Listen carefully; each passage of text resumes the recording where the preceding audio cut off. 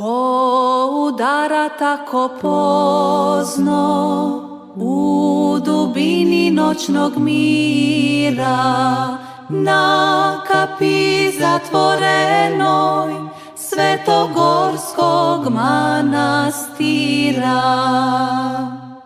Već je prošlo tamno veče i nema se ponoć hvata. Sedioci kaluđeri, otvorte mi teška vrata.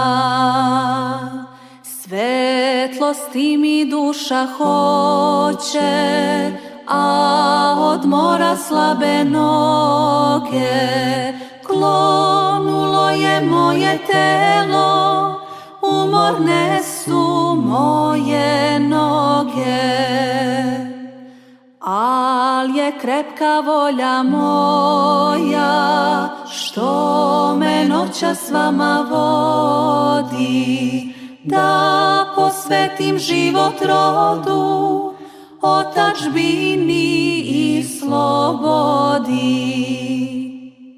Prezreo sam carske dvore, carsku krunu i porfiru, i sad evo svetlost tražim u skromnome manastiru.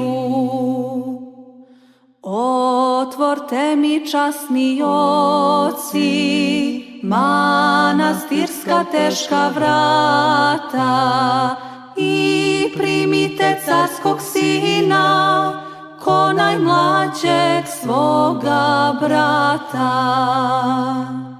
Zaškripaše teška vrata, a nad njima sova prhnu, i skreštanjem razvi krila i skloni se u noć crnu.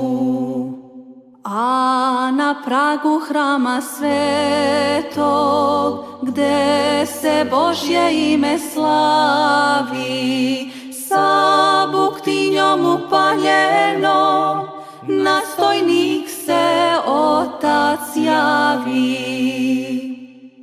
On buktinju gore diže, iznad svoje glave svete, i ugleda čudeći se bezazleno boso dete.